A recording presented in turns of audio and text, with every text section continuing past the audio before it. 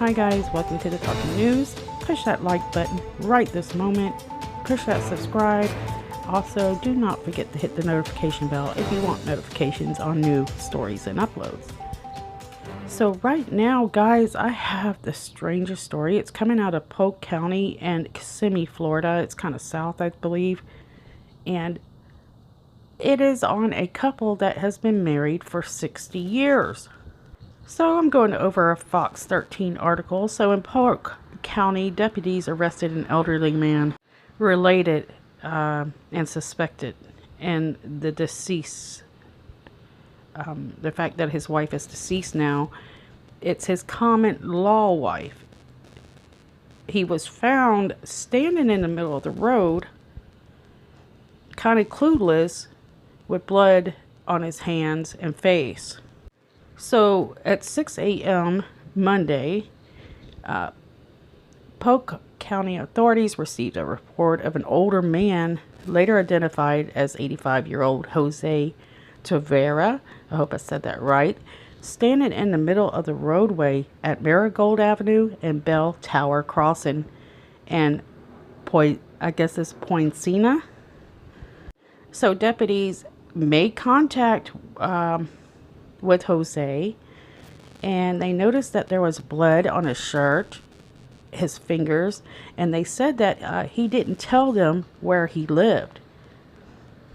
In fact, he said he could not remember. He didn't have a house, he didn't have a car, he didn't have anything. He was taken to a nearby hospital. Then deputies actually went back to Jose's home on Martin Lane in Kissimmee. Upon arriving to the couple's home, Polk County deputies said that they found the garage door was up and the door leading into the home was partially open. Police announced, their presence, but they got no response. Inside the home, they found the body of a 90-year-old victim. It is Jose's common law wife, Hilda Roman. She was lying there in the master bedroom. Although they didn't find any signs of forced entry, they did find the woman to be in her nightgown. Obvious trauma to the face, head, arms, and wrist, according to the sheriff's office, and a wooden table on top of her. Injury appeared to have been a result of a beating. It's sad, but relatives said that this couple lived together for 60 years and there was never anything of this nature. So detectives said that they spotted dried blood under Jose's fingernails and on both of his hands, mind you. He appeared to have been shaking and upset during his interview. Police asked Jose if he was under the influence of any medications or anything, and he said no, he was not under the influence of any type of medications or alcohol. So he is healthy, and he knew what day it was, according to officials.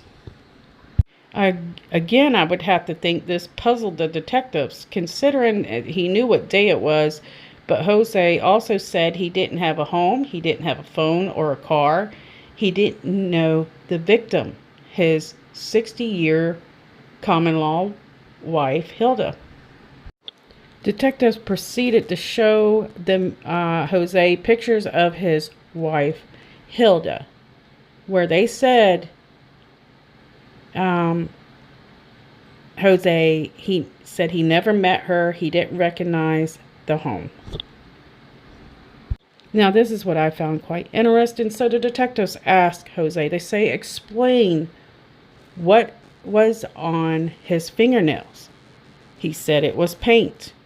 A man called him to do a painting job in Orlando, according to detectives. That's kind of interesting, isn't it? The problem we have with this story is the fact that he's not had any type of signs of dementia, Alzheimer's, or anything like that. Yet, here he is struggling with a memory loss. Now, could there be something like a stroke or anything that could have affected him? there's a possibility, but I was looking at the pictures that they took of him. There doesn't seem to be a droop to one side of the face, so I have no idea. This is just a very strange story. They really didn't do a good job on this, writing this story out, but the detectives asked what phone the man called him on, him and Jose, and he changed his story and said the guy ran into him on the street.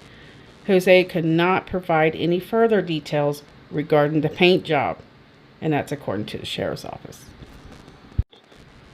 Jose claimed the detectives were trying to accuse him of something that occurred at the Kissimmee home and stated, "I am not a murderer," detectives said. After that, officials said Jose stopped answering questions. It is at that point that he was arrested on first-degree murder charge, and let's see how he's going to work himself out of this one. It's quite bizarre.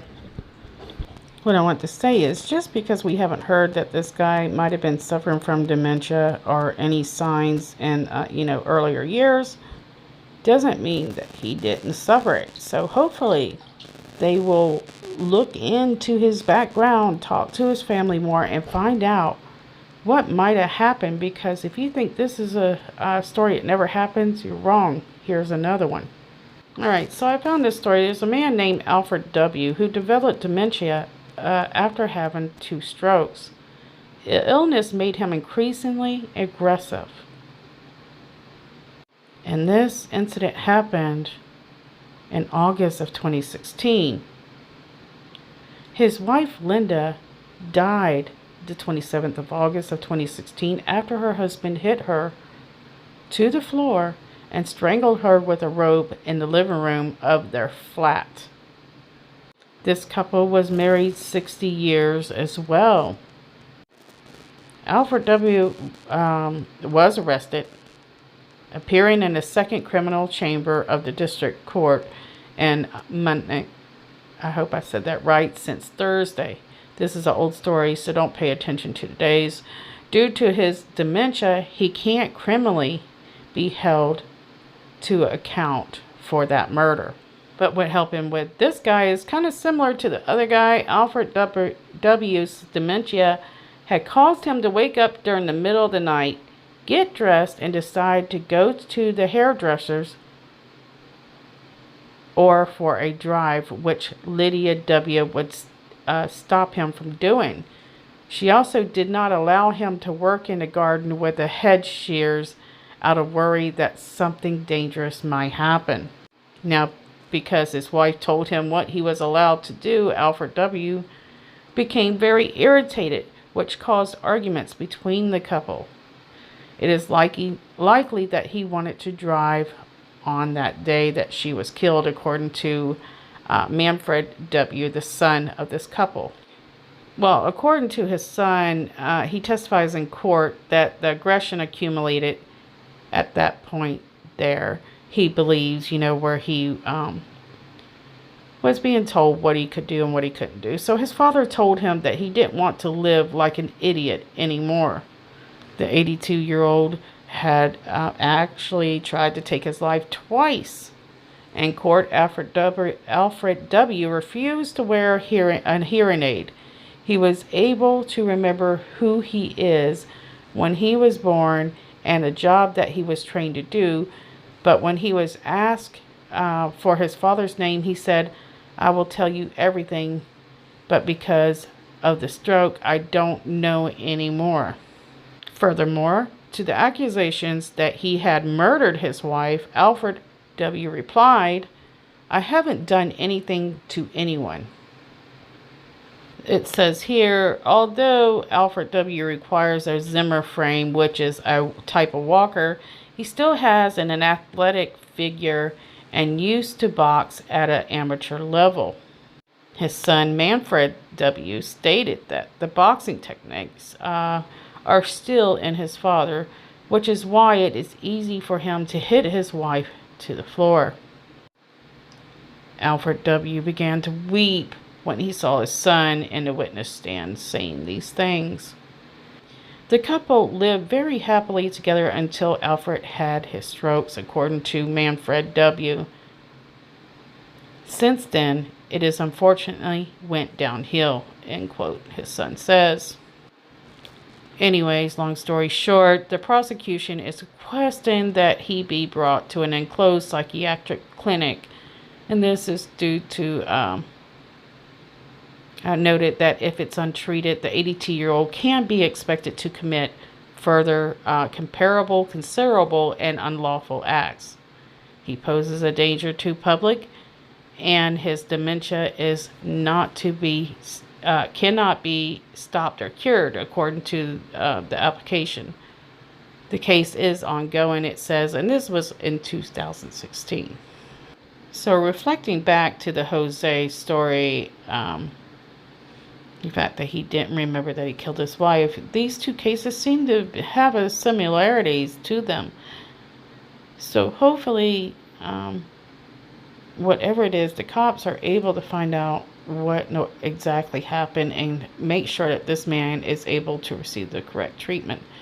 Also, you would think by now they would be able to determine, how dangerous a person is that has this disease that takes so many loved ones away from their family. So hopefully they'll start looking more into it. This is something we need to raise awareness about, I think, and that's why I'm doing this story.